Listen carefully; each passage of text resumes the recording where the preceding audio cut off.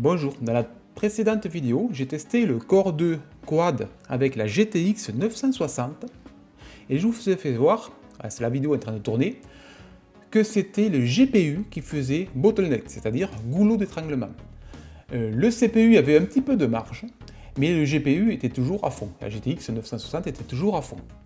Donc est-ce que ce goulot d'étranglement, si on remplace la carte vidéo par une plus puissante, est-ce que donc on va améliorer le framework, donc on tourne environ à 50 images par seconde, et est-ce que c'est ce coup-ci le CPU qui va limiter le jeu? Parce que là, c'est le GPU qui limite, donc on voit bien qu'on est à 99% permanent, ou quasi permanent, et que c'est le GPU qui limite et non le CPU.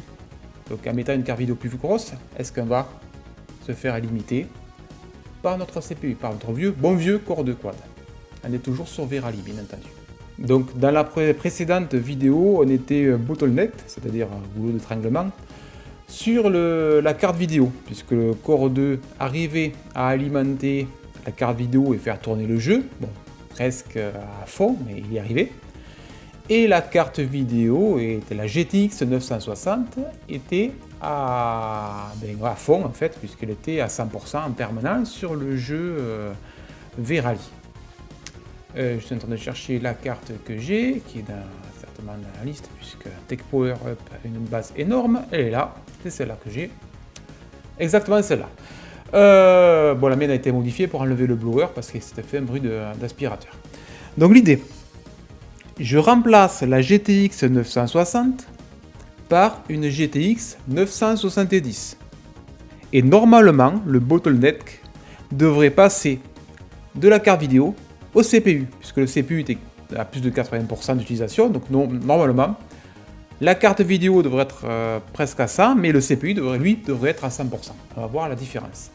Donc pour rappel, par rapport à la GTX 960, la 970, donc basée sur un GPU Maxwell, donc Maxwell 2, comme c'est écrit là, la différence donc, c'est la même génération, c'est juste que la gamme au-dessus, elle est environ, je dis environ, parce que ça dépend des jeux, mais elle est environ 50% plus performante. Comme ils ont fait ça, ils ont augmenté de 60% le nombre de cœurs, à peu près 60% en plus, c'est-à-dire on passe de 1024 à, ça c'est la carte que j'ai, à 1664, donc on a 60% de plus, ce qui fait pas mal de performance en plus, puisque le nombre de cœurs est lié à ce que peut calculer la carte. Et elle est passée de 2 gigaoctets de mémoire à 4 Go. Toutes les deux sont en GDDR5, mais il y a une spécificité parce que 4 Go ne sont pas vraiment 4 Go. En fait, à l'époque, AMD avait sorti sa carte vidéo à 4 Go et Nvidia, le marketing d'Nvidia, je présume, a voulu une carte vidéo 4 Go. Le problème, c'est que la 970, elle n'a pas un bus de 256 bits, elle a un bus de 224 bits. Ce qui veut dire qu'on a 3,5 Go en 224 bits. Et pour faire 4 Go, ils ont ajouté 512 mégas en 32 bits. En gros, on a 3,5 Go très rapide, avec un bus vraiment très large. Et les 500 mégas restants, ils sont un bus extrêmement lent. Ça veut dire que sur cette carte vidéo, la particularité, si on dépasse les 3,5 Go, elle va se mettre à ramer. Donc il faut faire gaffe à la consommation de la mémoire. Mais à part ça, c'est une excellente carte vidéo. Donc bien sûr, on passe de 2 Go 128 bits à 3 Go 5 224 bits. Et donc on a environ 50% de performance en plus. Donc on va lancer directement, je vais vous faire voir, sur Verali, avant, après. La 970 est une carte assez grande, donc j'ai dû la mettre hors boîtier, donc elle est sur le bureau là. Et elle a la particularité d'avoir 2 connecteurs d'alimentation en 6 broches, donc 2 fois 6 broches. Le problème, c'est que l'alimentation de mon Core 2, elle n'a qu'une alimentation en 6 broches pour la carte vidéo.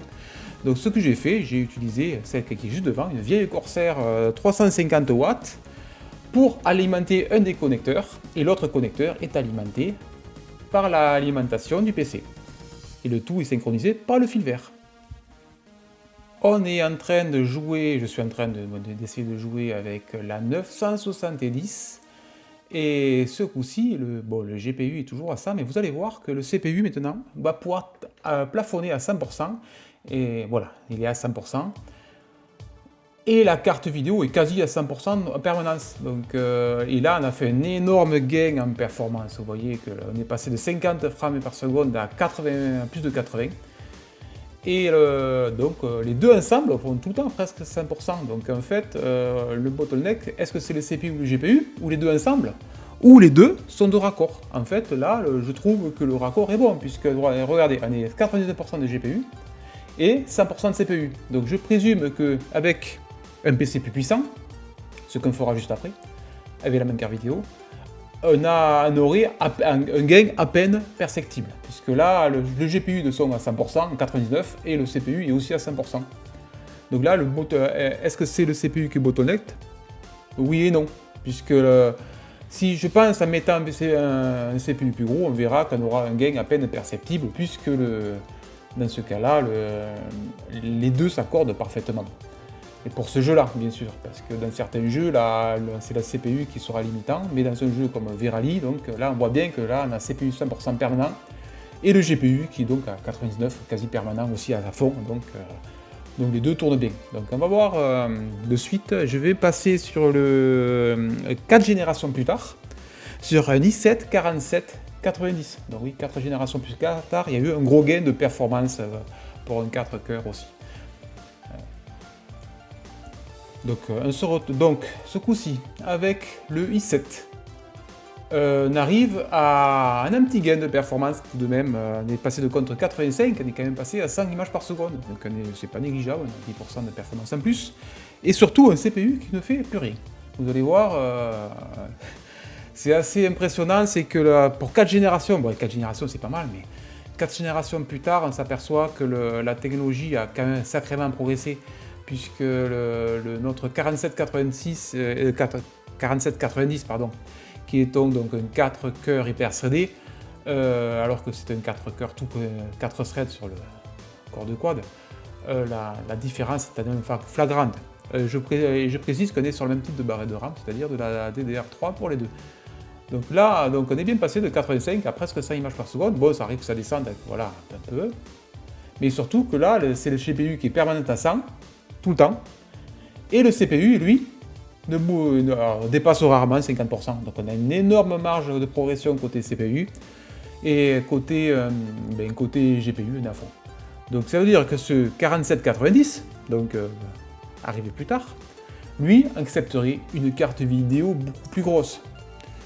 Puisque la 970 est loin de le limiter. Donc je présume qu'une 1070, voire une 1080, ça passerait.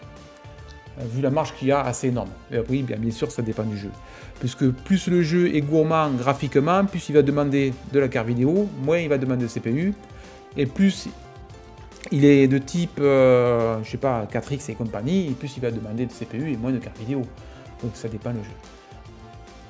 Bon, qu'est-ce qu'on pourra dire pour conclure, pendant que je vous fais voir Crysis 2 avec la 970 et les Core 2. Donc il faut bien faire gaffe quand on achète des composants, de les équilibrer, parce que si on a un CPU surpuissant, une carte vidéo pas assez puissante, ou l'inverse, c'est pas super. Mais vous voyez que si on a quasi 100% sur les deux, finalement, ça marchera très bien.